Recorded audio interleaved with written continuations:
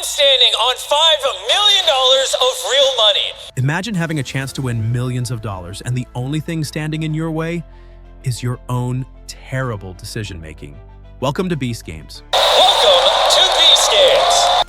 In this episode, we're breaking down the games from episode 1 and 2 and see how you could have actually won, or at least walked away rich. Now, before we start, let's get one thing straight. Our goal in this game is not just to survive. Our goal is to get as much money as possible before getting eliminated, or make it to the end and win it all. So in this breakdown, we're not just going to roast bad decisions, we're going to figure out the smartest way to play each game.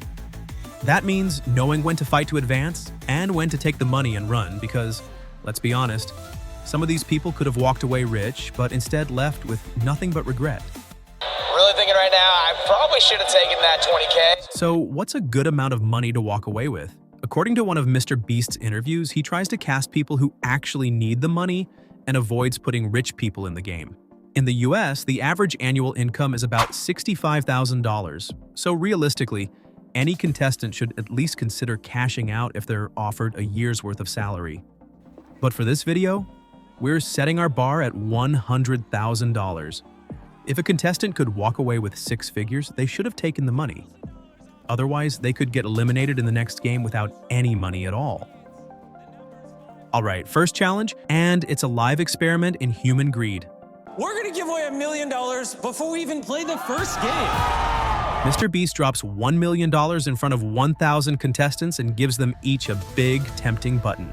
Then he says, press it, and you get the money. But if other people press it too, you all have to split it evenly. So what do these financial masterminds do? Of course, they hammer that button. Oh, we got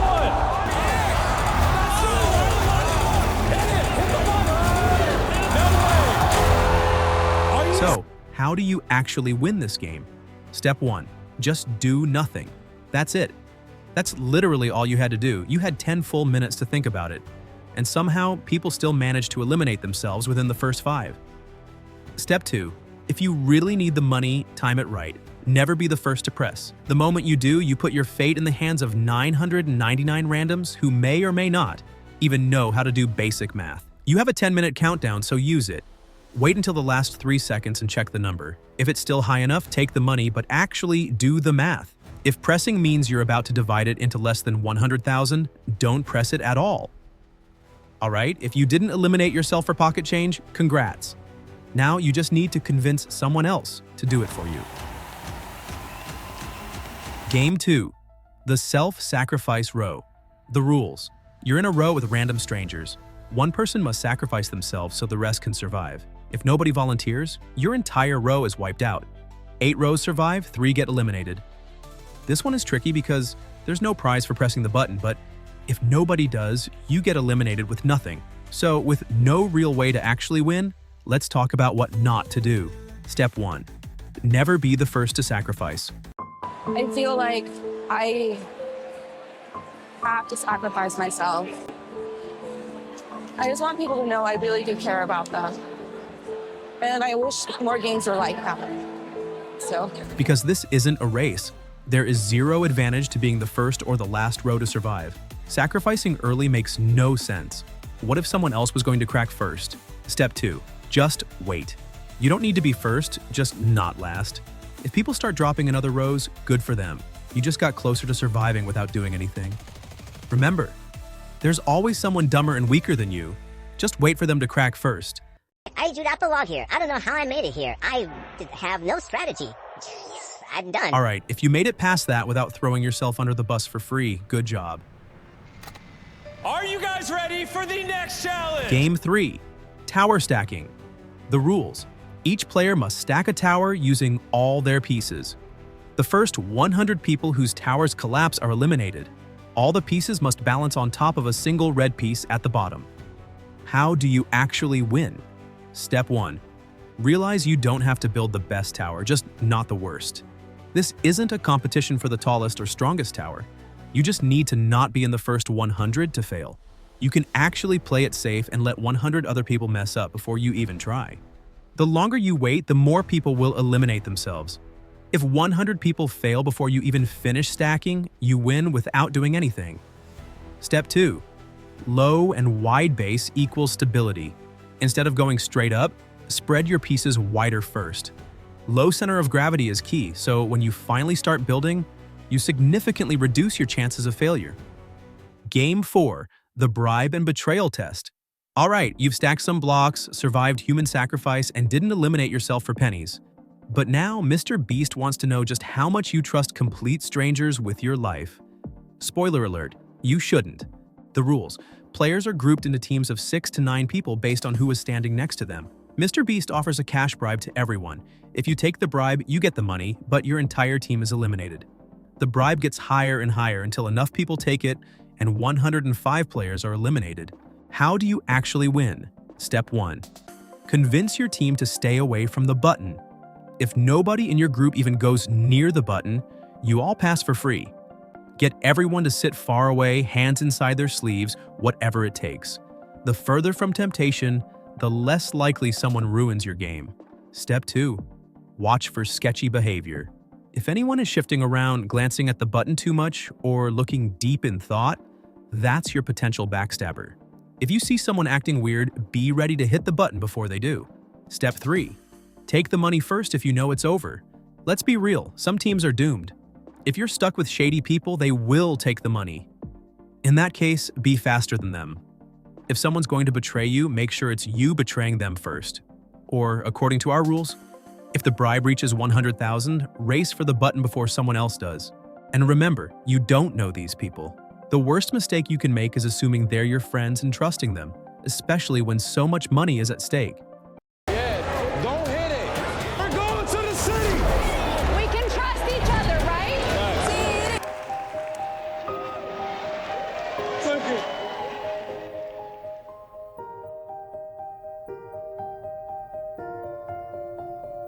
The people who you think you can trust the most are actually the people you can trust the least.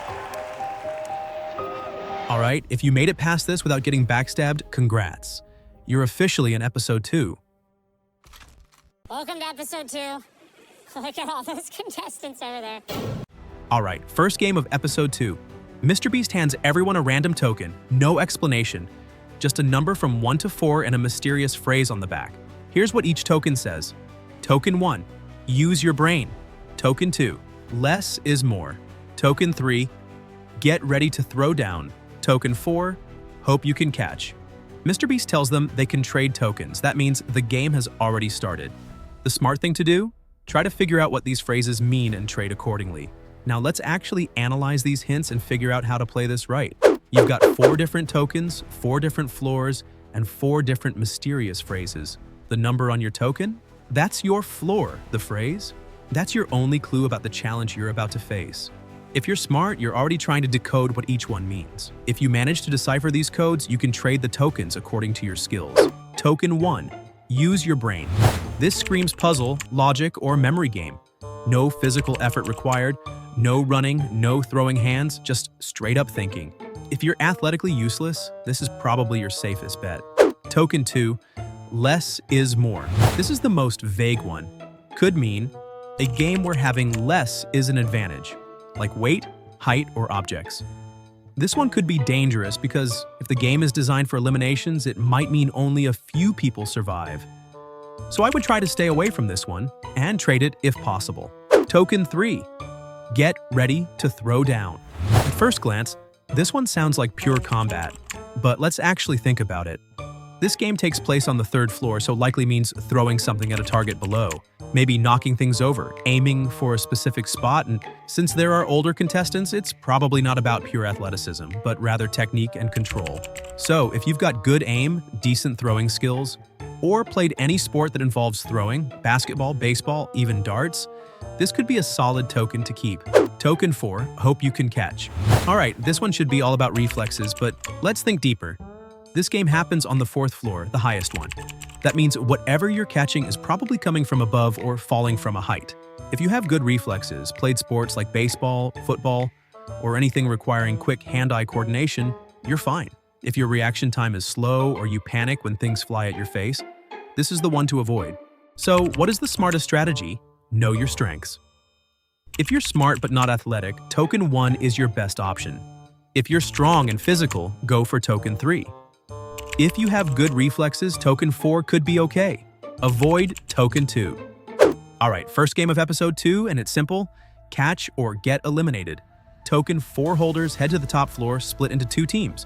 Left tower versus right tower. Red balls drop from the ceiling, bouncing unpredictably. Catch every ball or your whole team is out. How do you actually win? 1. Spread out and cover the floor. Bunching up equals instant elimination. Everyone needs a zone to cover so no ball gets through. 2. Communicate. Call out the balls. Actually try to communicate as much as possible with the people in your zone. 3. Put the right people in the right jobs catchers. People with actual hand-eye coordination. And holders to keep the balls from touching the ground. 4. Bend the rules. Use your clothes as a safety net. This is where we get creative. Mr. Beast doesn't add a ton of rules to his games, which means you can play however you want. Nowhere does it say you have to catch the balls with your hands, so why not take off some shirts and make a giant net? A few players can hold the ends of the shirts like a trampoline, and instead of risking fumbles, you can just let the ball drop safely into the net. Bigger surface area, fewer mistakes, and your entire team suddenly has an extra life. All right, next up, less is more. Here's how it works. Your team and the other team each have to convince as many people as possible to self-sacrifice.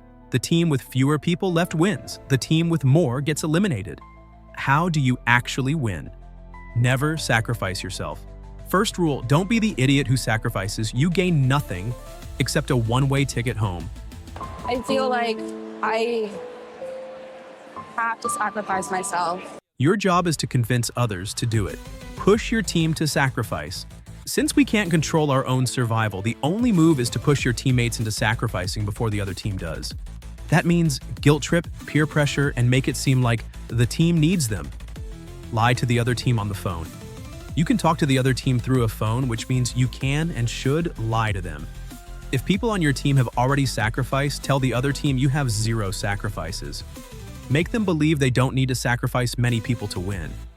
Probably won't work, but hey, worth a shot. Alright, if you survived that without getting guilt-tripped into elimination, congrats. But now let's move to floor 3.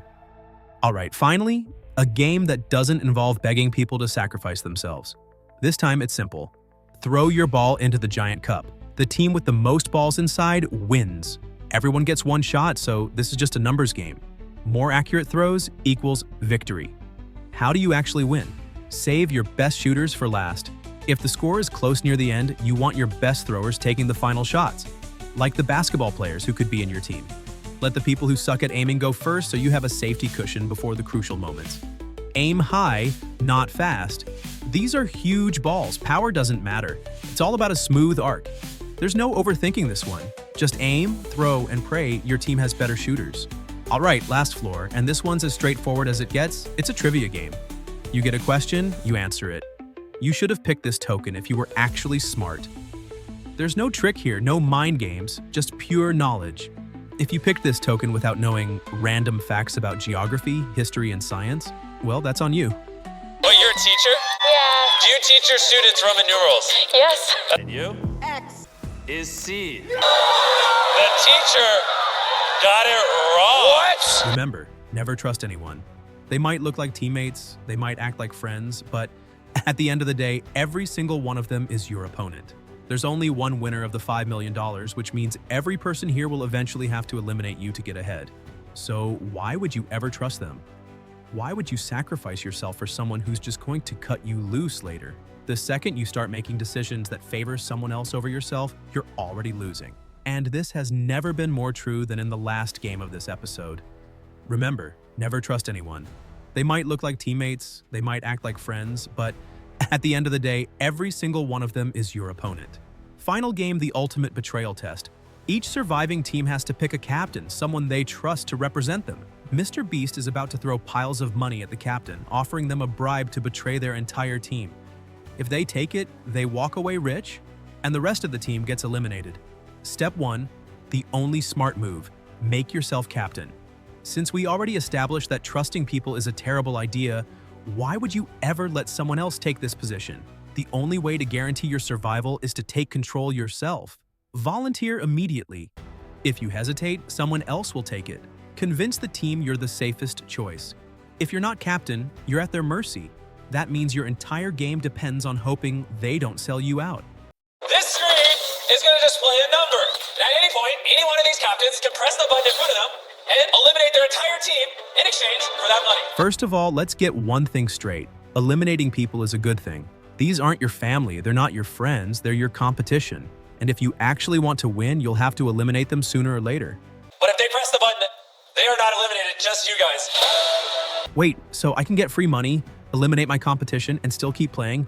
Why would I ever turn that down? Master, what are you thinking? I'm thinking I don't even need to look at that number. Oh my god, 90 grand! So you want to be a hero? Why? You didn't come here to make friends. You came here to win money. What's the point of turning down free cash? There are literally 4 people currently saying no to $500,000. What are you guys doing? They're delusional. I don't think these are real humans. The word isn't delusional, it's stupidity. Surely somebody has to take it. It's almost $1 million. Is he taking it? Is he taking it? Oh my gosh! This episode ends on a cliffhanger, so if you want to see the breakdown of the next episodes, you better like and subscribe. Things are only getting crazier from here, and somehow people keep making even dumber decisions. Before you go, you should check out how I actually fixed the Game of Thrones ending. Trust me, it's better than what we got. See you in the next one.